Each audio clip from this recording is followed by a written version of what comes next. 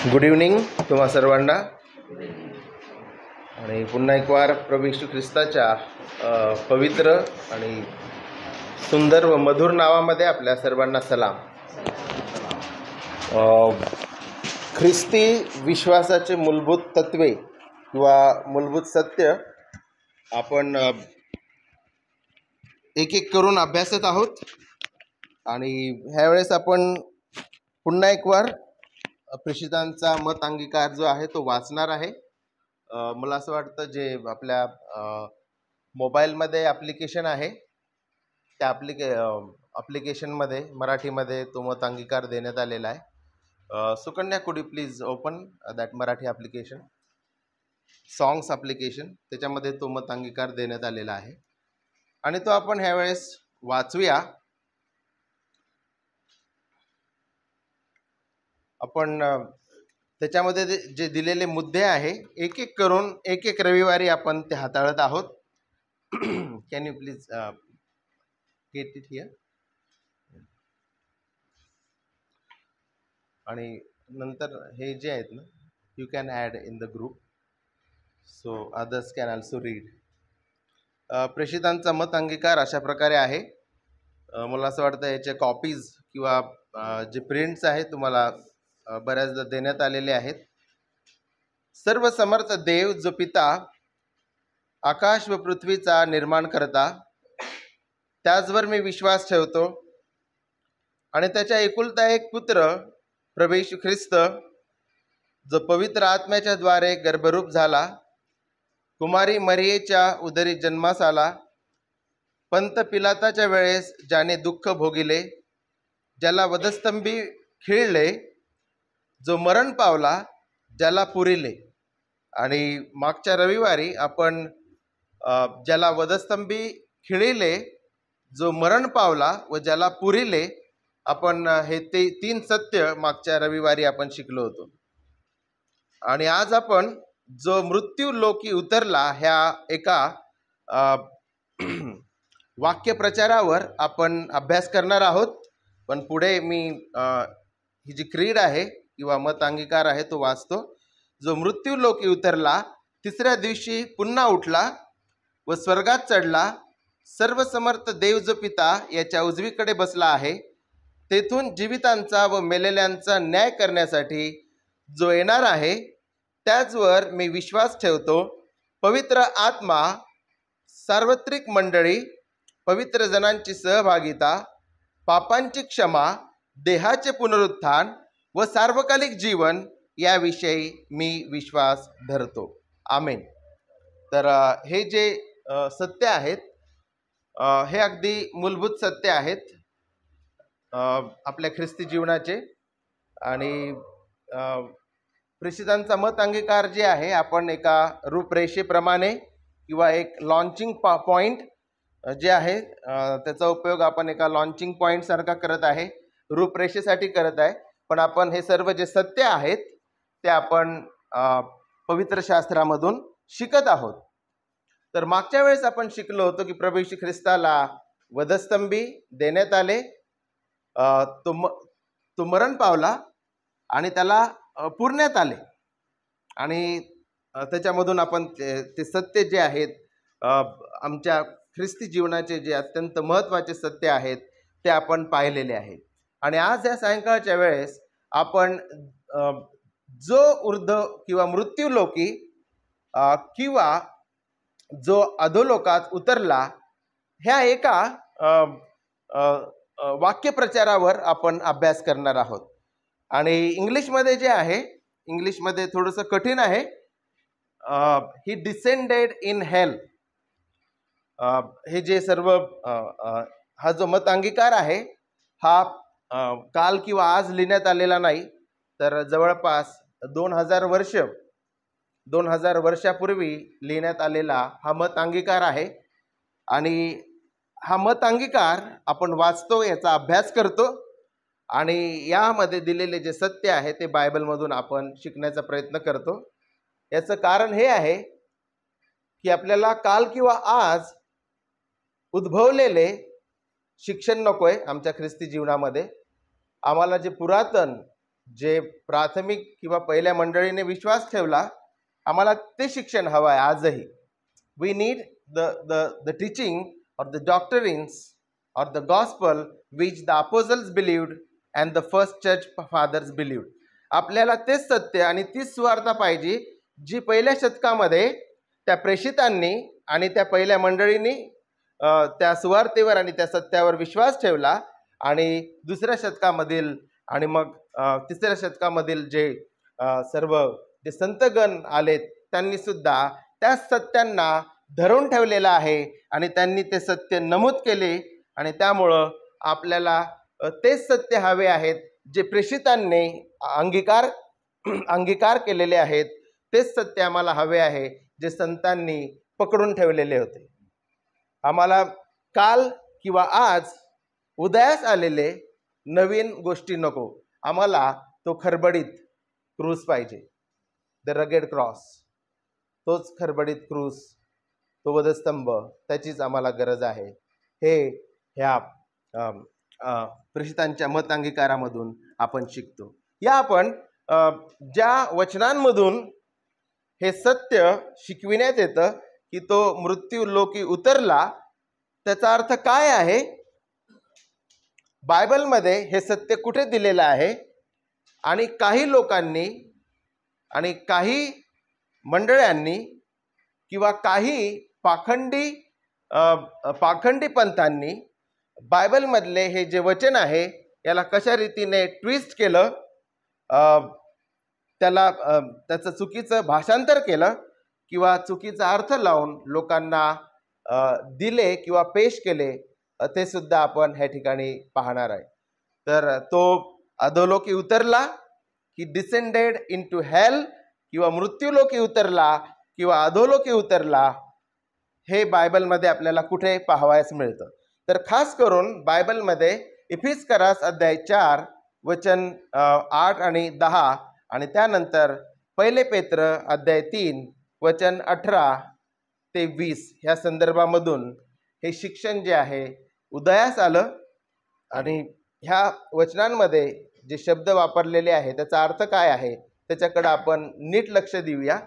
थोडंसं किचकट असेल, कठीण असेल, पण आपण ते समजून घेण्याचा प्रयत्न करू.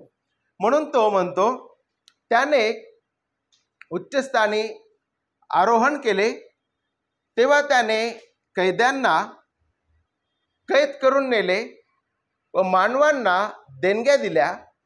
त्याने आरोहण केले, यावरून तो पृथ्वीच्या अधोलोकी उतरला होता. ह्यापेक्षा दुसरे काय समजावे, जो खाली उतरला होता त्याने सर्व काही भरून टाकण्याच्या उद्देशाने सर्वोच्च स्वर्गावर आरोहण केले. इफिस्करास 4 8 ते 10. आणि दुसरा संदर्भ आहे पहिले पेत्र अध्याय 3 वचन 18 ते 20. कारण आपल्याला देवाजवळ नेण्यासाठी ख्रिस्तानेही पापाबद्दल म्हणजे नीतिमान पुरुषाने अनितिमान लोकांकरता एकदा मरण सोसले. तो देहरूपात जीवे मारला गेला आणि आत्म्यात जिवंत केला गेला. त्या आत्म्याच्या द्वारे त्याने जाऊन तुरुंगातील आत्म्यांना घोषणा केली. हे आत्मे म्हणजे पूर्वी नोहाच्या दिवसात तारू तयार होत असता देव सहन करत वाट पाहत होता, त्यावेळी ज्यांनी त्याची आज्ञा अवमानली तेच हे होत. त्या तारवात केवळ 8 जण पाण्यातून वाचवण्यात आले आहे. तर ह्या ठिकाणी सर्वात पहिले आपण शिकण्याचा प्रयत्न करूया की इफिस्करास अध्याय 4 वचन 8 ते 10 मध्ये पॉल काय शिकवत आहे. सोप्या भाषेमध्ये ह्या ठिकाणी आपण पाहतो की पॉल जो आहे,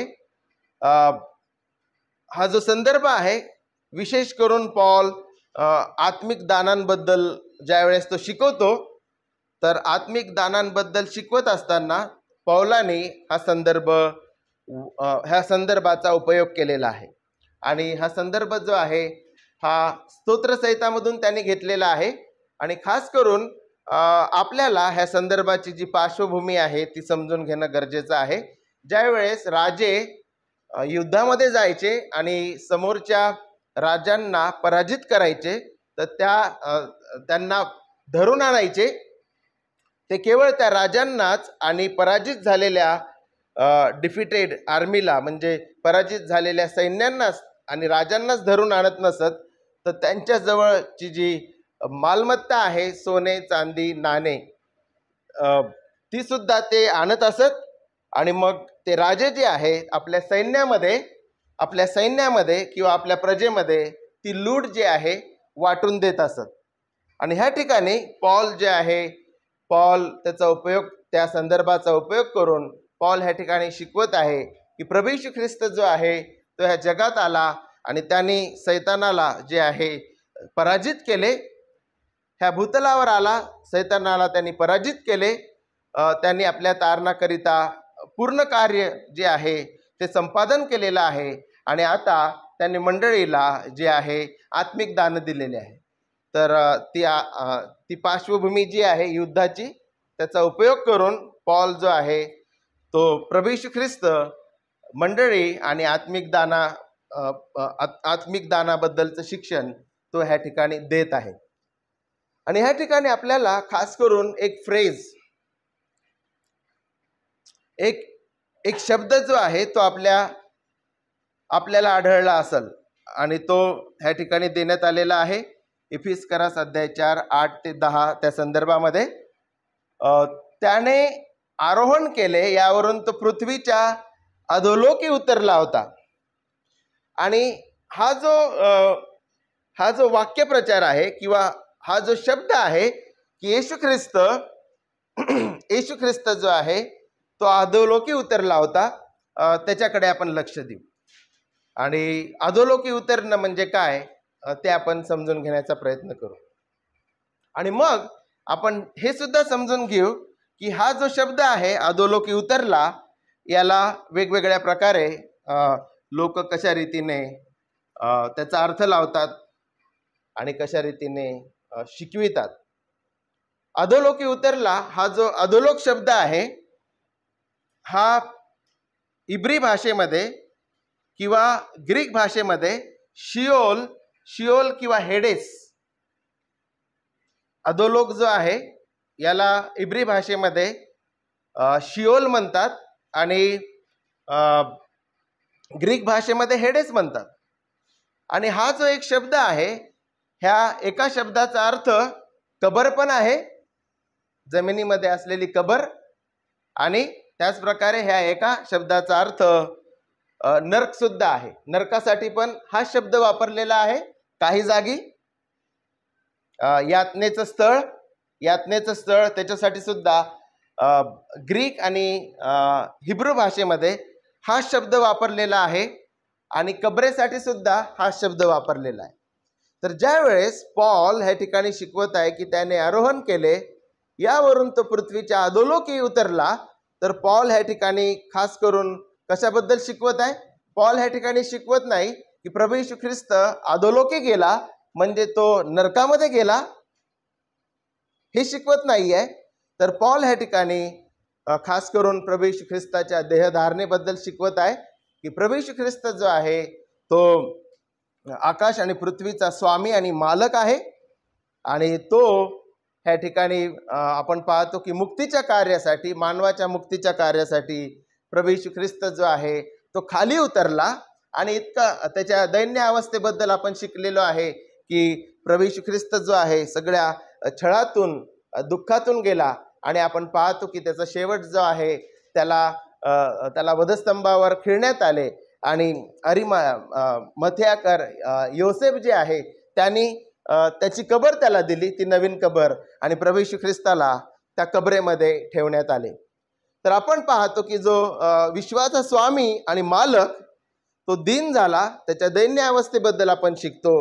आणि ह्या ठिकाणी आपण शिकत आहे की त्याच्या देहधारणेबद्दल आपण ह्या ठिकाणी शिकतो. तो अधोलोकी गेला म्हणजे ही लोअर्ड हिमसेल्फ, तो देहधारण करून ह्या पृथ्वीवर आला, त्याचा छळ झाला आणि त्याला कबरेमध्ये सुद्धा मुक्तीची योजना पूर्ण करण्यासाठी त्याला कबरेमध्ये जावे लागले. हे आपण ह्या ठिकाणी शिकतो. तर पॉल जो आहे, पॉल ह्या ठिकाणी हे शिकवत नाही आहे की त्याने आरोहण केले, ह्यावरून तो पृथ्वीच्या अधोलोकी उतरला होता. याचा अर्थ पॉल ह्या ठिकाणी हे शिकवत नव्हता की येशू ख्रिस्त हा नरकात गेला, पण तो शिकवत आहे प्रभू येशू ख्रिस्ताच्या देहधारणेबद्दल. आणि त्या देहधारणेमध्ये त्याची जी दैन्य अवस्था झाली, त्या दैन्य अवस्थेबद्दल तो ह्या ठिकाणी शिकवतो. आणि शेवटी प्रभू येशू ख्रिस्त जो आहे तो मरण पावला वधस्तंभावर, त्याचं अर्पण झालं आणि तो कबरेमध्ये गेला, याबद्दल तो शिकवितो. तर तो मृत्यूलोकी उतरला, याचं मिसइंटरप्रिटेशन काही लोक करतात. ते कशा प्रकारे करतात आपण ह्या ठिकाणी बघूया. ह्या ठिकाणी एक प्रश्न विचारण्यात आलेला आहे, येशू क्रूसावरील मृत्यूनंतर नरकात गेला होता का? संपूर्ण मंडळीच्या इतिहासात अनेकांनी विचार केला की येशूचा आत्मा वधस्तंभावरच्या मृत्यू पश्चात नरकात गेला होता. अनेक लोकांनी जे आहे त्यांचे मत मांडले.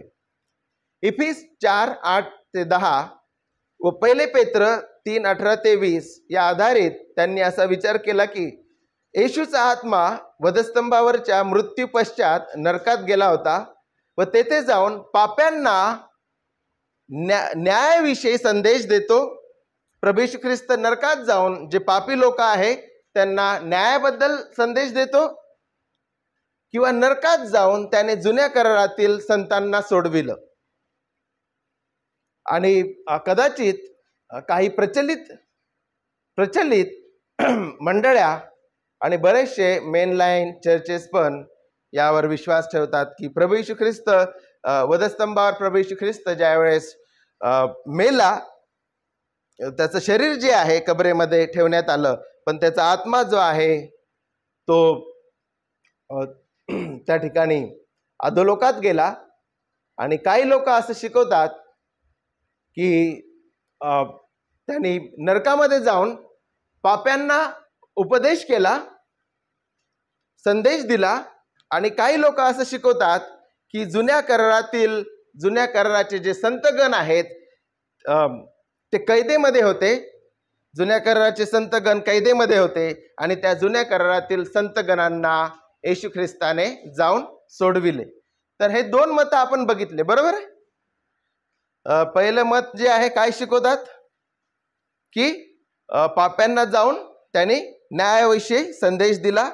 आणि काही लोक हे शिकवतात की जुन्या करारातील जे संतगण आहेत, जसं दावीद, नेहमाया, एज्रा, अब्राम, त्यांना जाऊन कैदेमधून त्यांना सोडून आणले.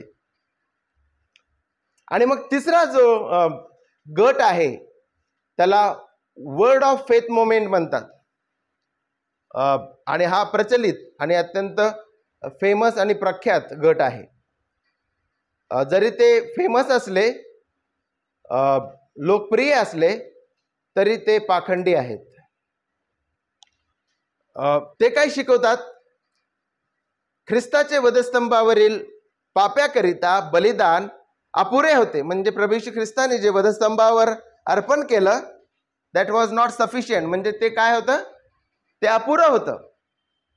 आणि त्यामुळं येशू ख्रिस्ताला नरकामध्ये जाऊन पाप्यांच्या पापाकरिता प्रायश्चित करावं लागलं.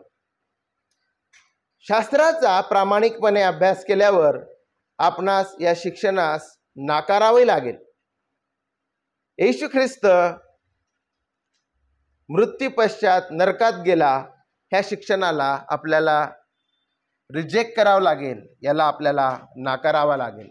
जर आपण हा विश्वास ठेवला की प्रभू येशू ख्रिस्त वधस्तंभावरील अर्पणानंतर किंवा वधस्तंभावरील मरणानंतर नरकामध्ये जाऊन त्याने पश्चाताप केला, प्रायश्चित केलं, याचा अर्थ काय होईल की त्याचं वधस्तंभावरील मरण हे काय आहे, अपुरे आहे, बरोबर आहे. पण बायबल हे शिकवत नाही. आपण पुढच्या मुद्द्यांकडे जाऊया, पुढच्या मुद्द्यांकडे आपण वळूया. आणि हे जे तीन खास करून ह्या एका फ्रेजला, ह्या एका वाक्यप्रचाराला घेऊन काही लोकांनी जे शिक्षण मांडलेले आहे किंवा दिलेले आहे त्याचं खंडन आपण बायबलमधून कशा रीतीने करणार आहोत. आपण आता ते मागच्या पानावर जे दिलेले आहे मुद्दे त्यामधून आपण शिकणार आहे. तर तो मृत्यूलोकी उतरला, ही डिसेंडेड इन हेल, अधोलोकी गेला. त्याचा उलगडा किंवा त्याचा अर्थ कशा रीतीने लावतात. काही लोक शिकवतात की नरकामध्ये जाऊन पाप्यांना न्यायाविषयी संदेश दिला. दुसरे जे खोटे किंवा चुकीचा दृष्टिकोन आहे की जुन्या करारामधील जे संतगण कैदेमध्ये होते त्यांना जाऊन येशू ख्रिस्ताने जाऊन सोडून आणलं. आणि तिसरा जो चुकीचा दृष्टिकोन आहे तो अशा प्रकारचा आहे की प्रभू येशू ख्रिस्ताचं वधस्तंभावरील मरण जे आहे ते पुरेसं नव्हतं, म्हणून त्याला नरकामध्ये जाऊन त्या ठिकाणी प्रायश्चित करावं लागलं. तर हे 3 मुद्दे जे आहे त्या 3 मुद्द्यांचं ते 3 मुद्दे जे आहे ते शास्त्राप्रमाणे नाहीत. हे आपण बायबलमधूनच सिद्ध करू शकतो किंवा बायबलमधून आपण सत्यवचन शिकून ते जे 3 मुद्दे आहेत ते बायबलप्रमाणे नाही हे आपण पाहणार आहोत. सगळ्यात पहिले आपण पाहतो की लूक अध्याय 23 वचन 39 आणि 43 मध्ये ख्रिस्त त्या पश्चातापी चोरास वधस्तंभावर म्हणतो की आज तू मज बरोबर सुखलोकात असशील. आपल्या सर्वांना ठाऊक आहे, बरोबर आहे, की प्रभू येशू ख्रिस्त ज्या वेळेस वधस्तंभावर होता त्याच्या उजवीकडे आणि डावीकडे 2 अपराधी त्या ठिकाणी टांगण्यात आले होते वधस्तंभावर. आणि एका चोराने पश्चाताप केला देवाच्या दयेने, त्याच्या निवडीप्रमाणे, त्याच्या निवडीच्या सत्संकल्पाप्रमाणे आणि देवाच्या कृपेने एका चोराचं तारण झालं. त्यांनी पश्चाताप केला आणि येशू ख्रिस्तचं राज्य आहे, तो राजा आहे हे सुद्धा त्यांनी कबूल केलं. That is a wonderful story actually, की एक मरणारा चोर जो आहे दुसऱ्या मरत असलेल्या व्यक्तीवर विश्वास ठेवत आहे.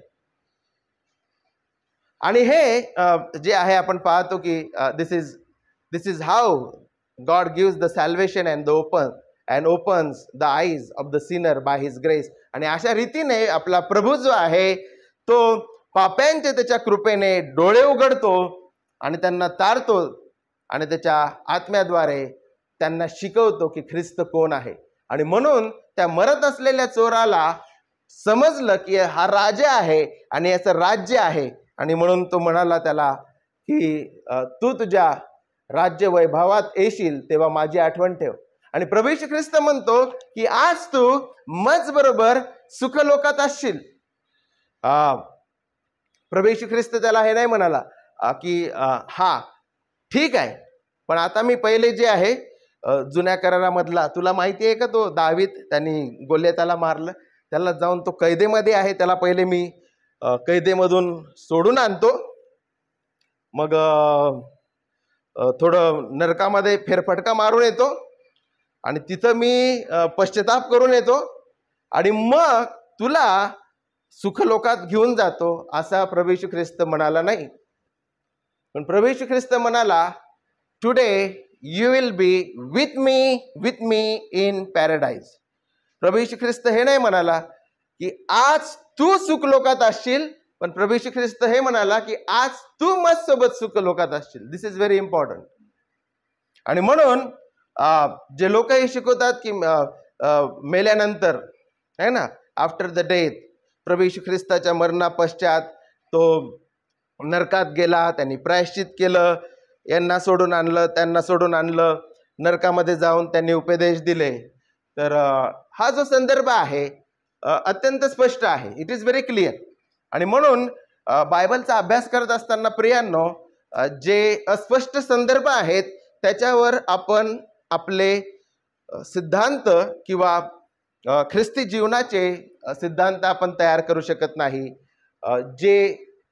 जे वचनं अस्पष्ट आहेत किंवा ज्या वचनांमध्ये आपल्याला पूर्णपणे काही गोष्टी कळत नाहीत, तर अशा वचनांवर आपण आपली थिओलॉजी किंवा आपला बायबल अभ्यास आपण जो आहे तो बिल्ड म्हणजे बांधत नाही. पण ज्या गोष्टी सरळ आहेत, ज्या गोष्टी बायबलमध्ये स्पष्ट आहेत, त्या गोष्टी ज्या आहेत त्याच्यावर जे आहे आपण आपले ख्रिस्ती जीवनाचे जे तत्व किंवा सत्य जे आहेत ते आपण पाहतो. तर हे अत्यंत स्पष्ट आहे. प्रभू येशू ख्रिस्त म्हणाला की आज तू माझ्यासोबत सुखलोकात असशील. आणि इथून स्पष्ट होतं की प्रभू येशू ख्रिस्त जो आहे चोराला सांगत आहे की तू माझबरोबर सुखलोकात असशील. आणि ही स्थिती आणि हेच अभिवचन जे आहे ते केवळ त्या चोरापुरतंच नव्हतं, तर हे अभिवचन आज प्रत्येक ख्रिस्ती व्यक्तीसाठी आहे, ज्यांनी प्रभू येशू ख्रिस्ताचा स्वीकार केलेला आहे, ज्यांचं तारण झालेलं आहे, ज्यांनी सुवार्तेवर विश्वास ठेवलेला आहे, अशा प्रत्येक व्यक्तीला प्रभू येशू ख्रिस्त म्हणतो की आज तू माझ्यासोबत सुखलोकात असशील. And this is a wonderful wonderful promise. हे फारच अद्भुत असे अभिवचन आहे. आपल्याला हे अभिवचनाची गरज आहे प्रियांनो. जे सर्व लोक दुःखातून चाललेले आहेत, दुःख सहन करत आहेत, मृत्यूशयेवर आहेत, they are on the death bed, about to die, लवकरच मरणार आहेत, अशा सर्वांना ख्रिस्त म्हणतो, अशा सर्व विश्वासणाऱ्यांना ख्रिस्त म्हणतो की आज तू माझबरोबर सुखलोकात असशील. आणि दुसरा मुद्दा प्रियांनो, इफिस 4, 8 आणि 10 कुठेही सांगत नाही की ख्रिस्त नरकात गेला.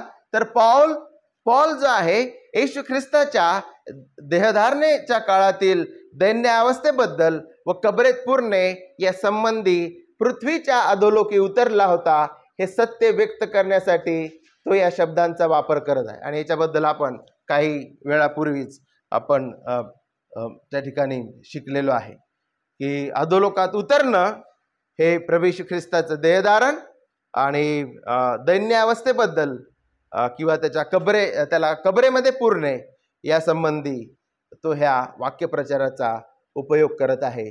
पृथ्वीच्या अधोलोकी उतरला होता. तिसरा मुद्दा प्रियांनो, 1 पेत्र अध्याय 3 आणि वचन 18 व 20. ज्यावेळेस आपण हे वाचतो तर हे वाचल्यानंतर पण इतकं सहज रीतीने आपल्याला समजत नाही. याचा अर्थ काय आहे की बायबलचा काही भाग कठीण आहे. We should accept.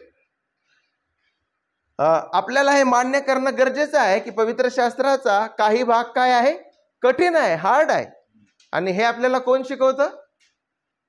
स्वतः पेत्र शिकवतो आहे ना, की पौलाचे काही शिक्षण कसे होते, कठीण होते.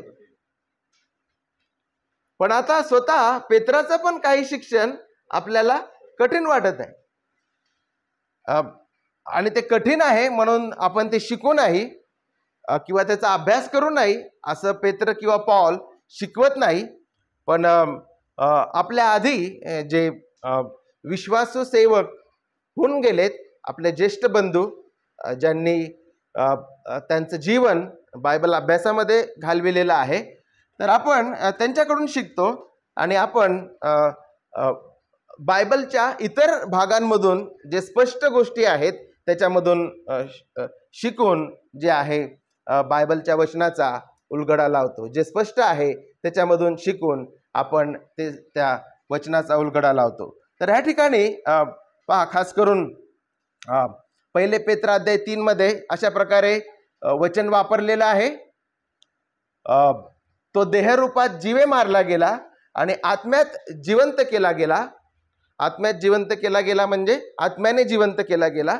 पवित्र आत्म्याने त्याला त्याचं पुनरुत्थान केलं असा तो अर्थ आहे. त्या आत्म्याच्या द्वारे त्याने तुरुंगातील आत्म्यांना घोषणा केली.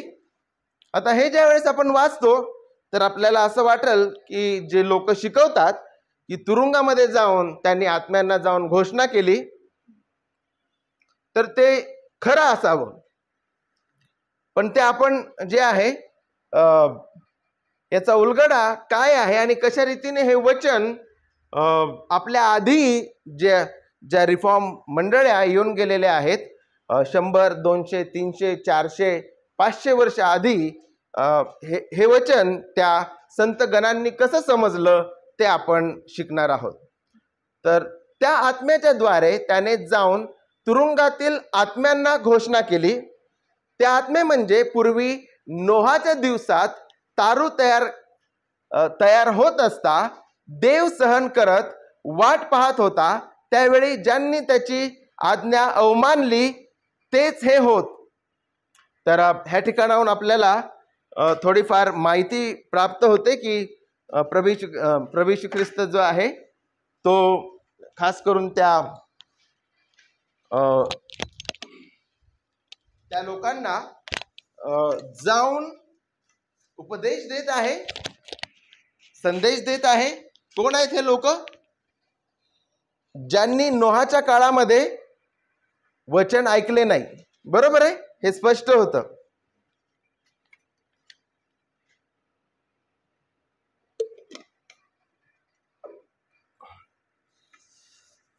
पण मुद्दा क्रमांक 3 त्याकडे आपण वळूया. पान नंबर 2 वर. पहिले पेत्रा अध्याय 3 वचन 18 आणि 20. देवाच्या पुत्राने पवित्र आत्म्याच्या योगे नोहाच्या द्वारे नोहाच्या काळातील लोकांना संदेश दिला. ह्या ठिकाणी ज्यावेळेस आपण हे जशाला तसं वाचतो तर आपल्याला असं वाटतं की पेत्र हे शिकवत आहे की प्रभू येशू ख्रिस्ताच्या मृत्यू पश्चात तो तुरुंगामध्ये त्यांनी गेला, तो तुरुंगामध्ये गेला आणि तुरुंगामध्ये जाऊन आत्म्यांना त्यांनी घोषणा केली. आणि हे आत्मे म्हणजे नोहाच्या काळामध्ये ज्यांनी अवाज्ञा केली, आज्ञा अवमानली ते लोक. पण काही स्कॉलर्स जे आहेत, अभ्यासक जे आहेत आणि पास्टर्स, ते हे शिकवतात की नोहाच्या काळामध्ये जे जिवंत लोक होते त्यांना प्रभू येशू ख्रिस्ताने पवित्र आत्म्याच्या द्वारे नोहाच्या द्वारे जाऊन उपदेश दिला.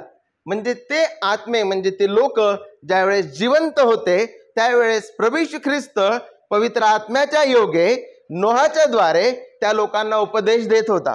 अशा प्रकारचा अशा रीतीचा उलगडा जे आहे अनेक जे अभ्यासक आहेत त्यांनी दिला. आणि आता खास करून आत्मा हा जो शब्द आहे याच्याबद्दल तुम्ही म्हणाल की पण इथे तर आत्मा हा शब्द वापरलेला आहे, माणसे हा शब्द वापरलेला नाही आहे.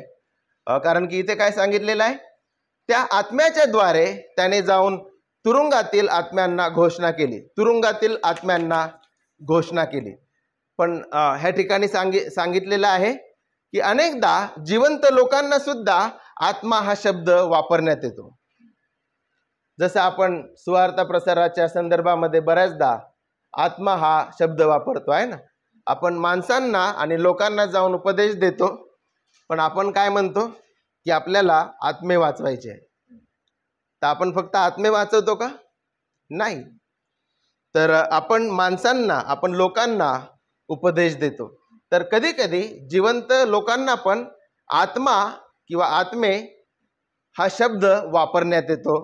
हे आपण ह्या ठिकाणी शिकत आहे. तर पहिले पेत्रा अध्याय 3 वचन 18 आणि 20 मध्ये जे सांगितलेलं आहे की त्याने तुरुंगातील आत्म्यांना घोषणा केली. तर हे याचा उलगडा जो आहे, याचा उलगडा आपण ह्या ठिकाणी पाहिलेला आहे की देवाच्या पुत्राने म्हणजे प्रभू येशू ख्रिस्ताने पवित्र आत्म्याच्या योगे नोहाच्या द्वारे त्या काळामध्ये जे जिवंत लोक होते त्यांना संदेश दिला. आणि कधी कधी जिवंत लोकांना पण आत्मा हा शब्द संबोधण्यात येतो, वापरण्यात येतो. हे इथं आपण पाहिलेलं आहे. कारण की बायबल कुठेही शिकवत नाही की मरणानंतर after the death there is a second chance of salvation.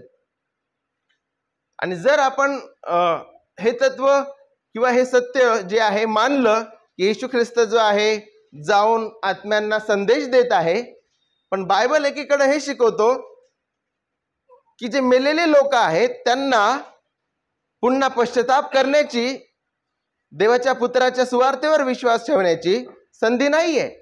आणि मग देर इज नो सेन्स त्या ठिकाणी कोणत्याही प्रकारचं सेन्स लागत नाही की मेलेल्या लोकांना जाऊन येशू ख्रिस्त जाऊन उपदेश देत आहे, कारण की जे मेलेले लोक आहेत त्यांना पश्चाताप करण्याची संधी नाही आहे, त्यांना तारण प्राप्त करून घेण्याची संधी नाही आहे.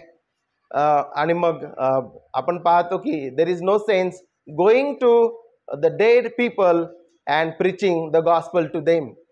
जे मृत लोक आहेत त्यांच्याकडे येशू ख्रिस्त जाऊन सुवार्ता सांगत आहे, उपदेश देत आहे, याला कोणत्याही प्रकारचं आपण बायबलमधून जे आहे सपोर्ट किंवा पुरावा किंवा कोणत्याही प्रकारचं जे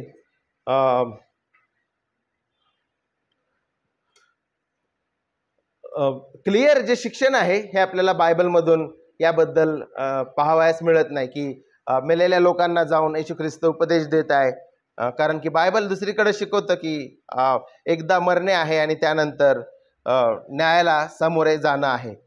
पुढे मुद्दा नंबर 4, पॉईंट नंबर 4, प्रभू येशू ख्रिस्ताचे बलिदान व प्रायश्चित जुन्या व नवीन करारातील लोकांकरिता होते.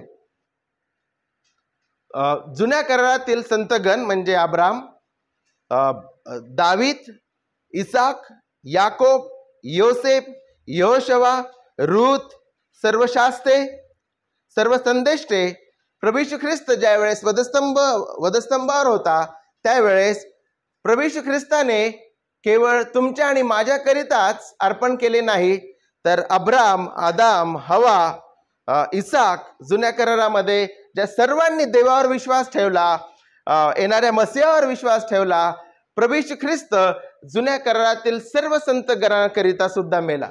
ही died for all the believers of the old testament as well. तो नवीन करारातील सर्व संत गणांसाठी तो त्यांनी अर्पण केले आणि तो जो आहे तुमच्या आणि माझ्यासाठी सुद्धा अर्पिला गेला. हे इथे आपण शिकतो.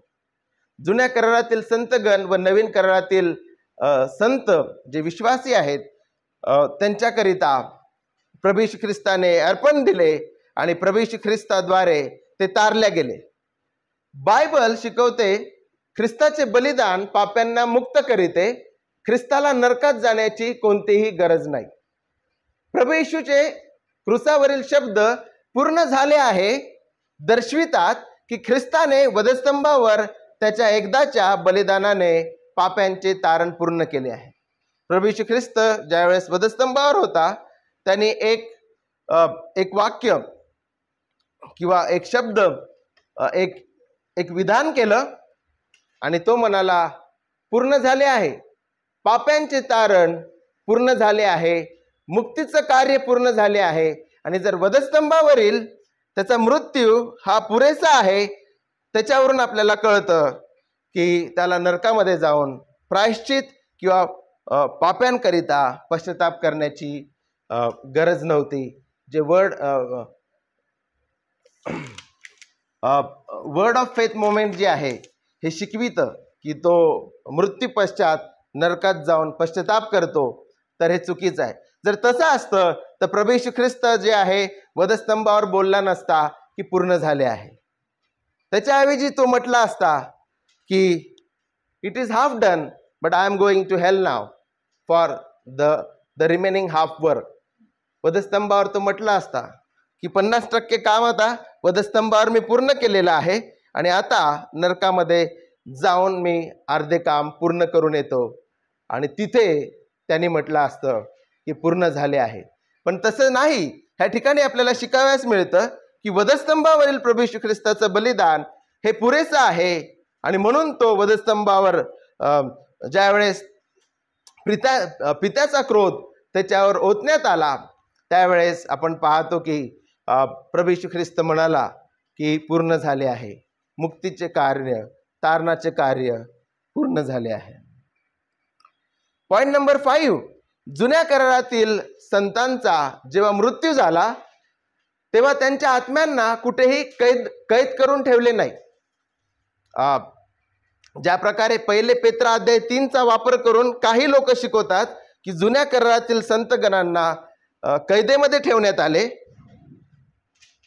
पण बायबल हे शिकवत नाही की ज्यावेळेस जुन्या करारातील संतगण मेलेत, त्यांना कैद करून ठेवण्यात आले, ते कैदेमध्ये होते आणि येशू ख्रिस्त जाऊन प्रभू येशू ख्रिस्ताच्या मरणानंतर येशू ख्रिस्त त्या ठिकाणी त्या कैदेमध्ये जातो आणि त्या जुन्या करारातील अब्राम, आदाम, हवा, इसाक, नेहमया त्यांना जाऊन सोडून आणतो. हे बायबल आपल्याला कुठेही शिकवत नाही.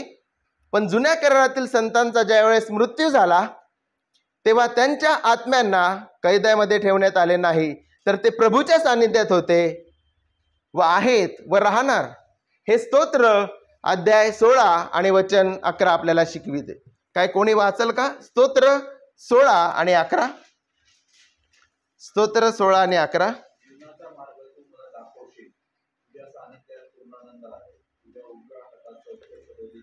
येस, हे वचन जे आहे आपल्याला ठाऊक आहे की दाविदाने लिहिलेले स्तोत्र आहे आणि हे खास करून त्या संदर्भामध्ये किंवा त्या अर्थाने हे वापरण्यात आलेलं आहे, उपयोगात करण्यात आलेलं आहे. 16 आणि 10 मध्ये म्हटलेलं आहे की कारण तू माझा जीव अधोलोकात राहू देणार नाही, तू आपल्या भक्तास कुजण्याचा अनुभव येऊ देणार नाही. ख्रिस्ताच्या पुनरुत्थानाबद्दलचं आहे. पण पुढचं जे वचन आहे की जीवनाचा मार्ग तू मला दाखवशील, तुझ्या सानिध्यात पूर्ण आनंद आहे, तुझ्या उजव्या हातात सौख्य सदोदित आहे. तर जे जुन्या करारातील जे संत आहेत त्यांना सुद्धा ठाऊक होतं की त्यांच्या मृत्यू पश्चात ते देवाच्या सानिध्यामध्ये जातात आणि त्याच्या सानिध्यामध्ये पूर्ण आनंद आहे. त्याचप्रकारे आपण स्तोत्र 23 आणि 6 मध्ये सुद्धा बघतो. स्तोत्र 23 आणि 6 काय म्हटलेलं आहे त्या ठिकाणी?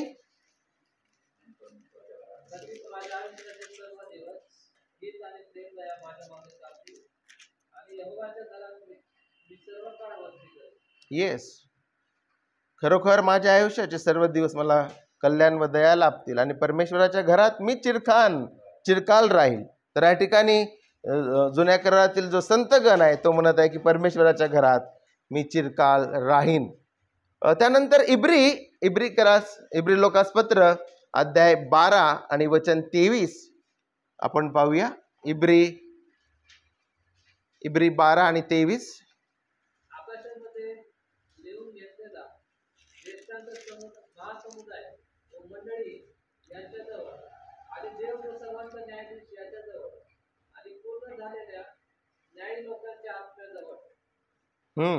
आणि नव्या कराराच्या मध्यस्थ येशू याच्याजवळ आणि जे शिंपडण्याचे रक्त हबेल्याच्या रक्तापेक्षा चांगले वचन बोलते याच्याजवळ तुम्ही आला आहात.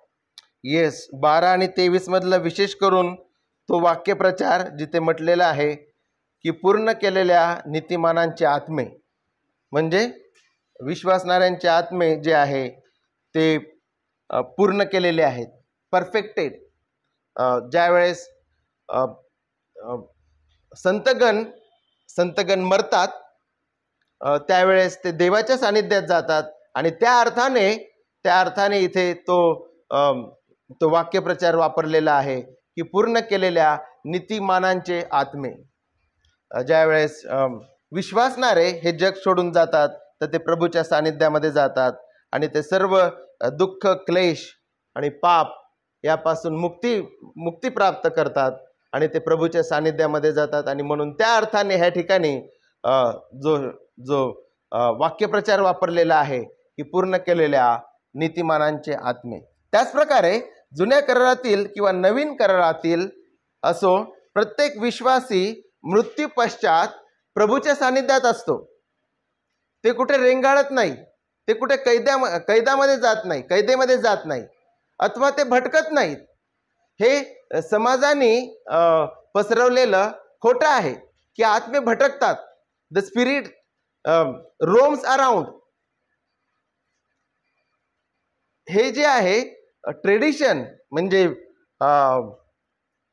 संस्कृती आपण म्हणू शकतो किंवा समाजाने पसरविलेले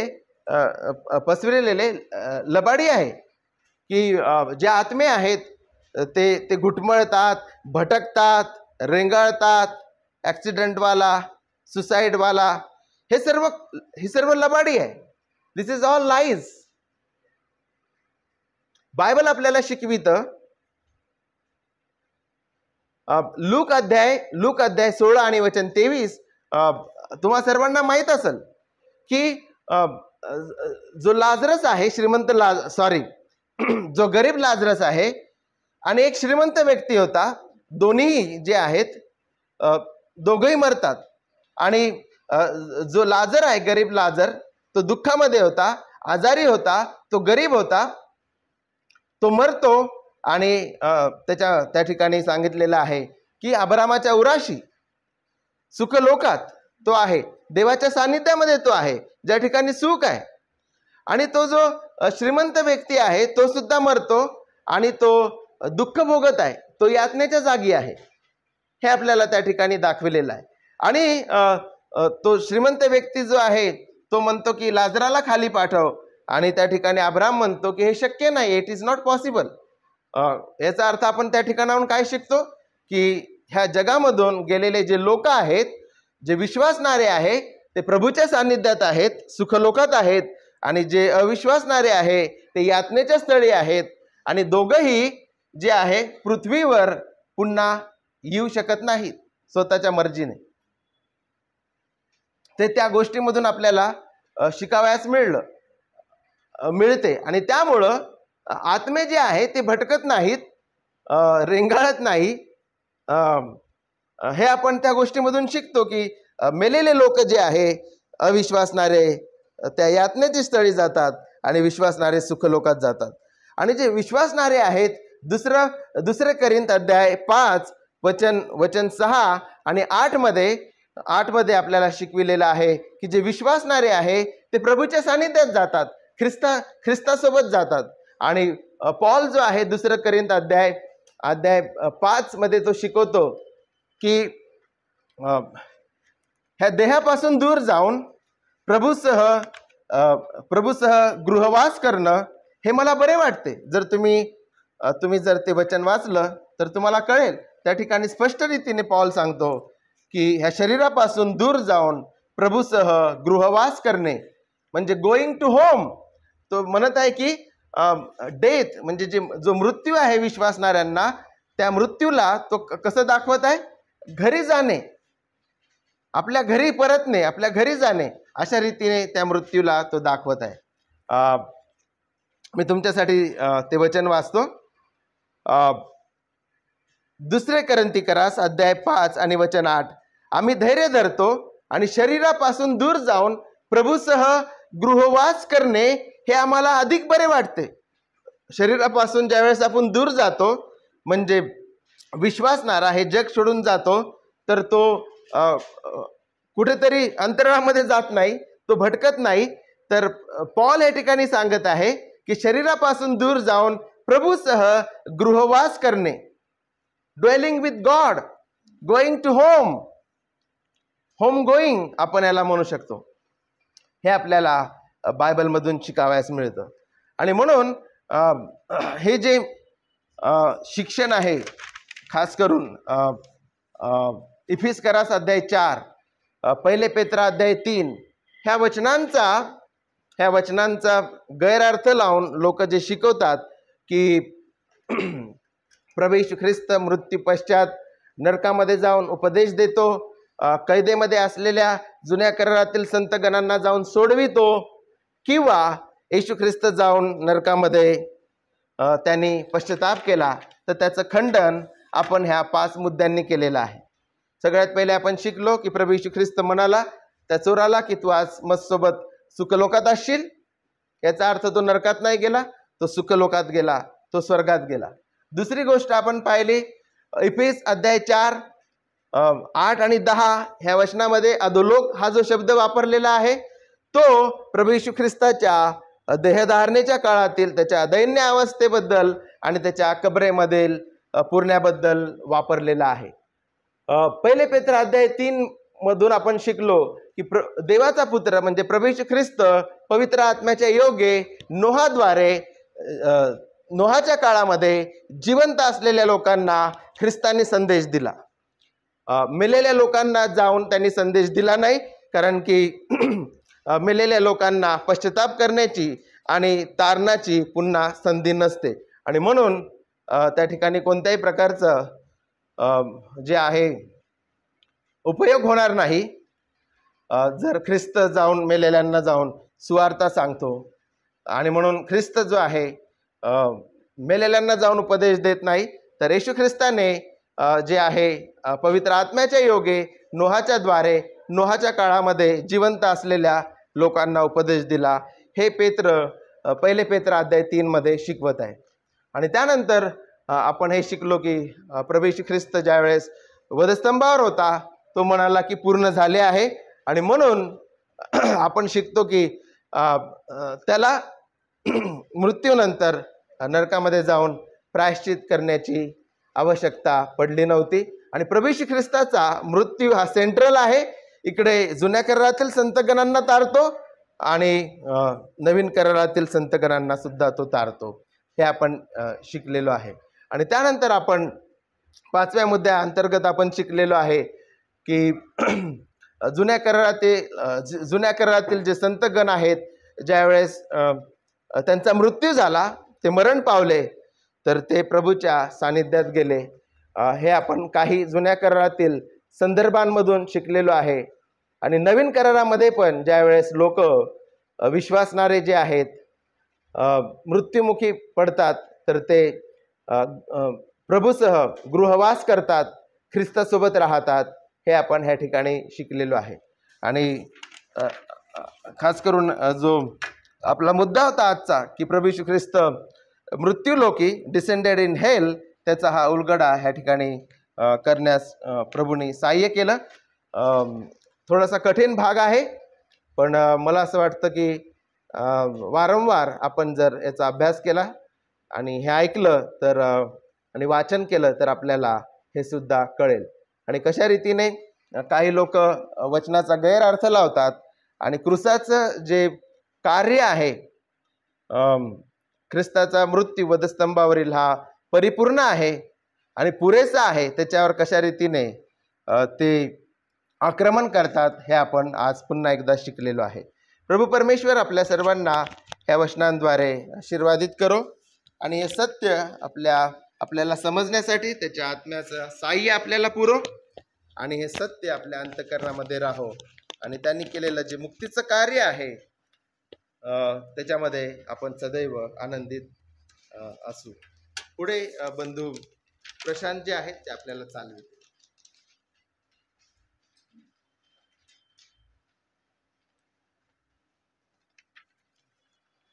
थँक्यू ब्रदर, खूप सुंदरशा वचनांसाठी आणि बोधासाठी. पुढे आपण दानार्पणासाठी गीत गाणार आहोत. एक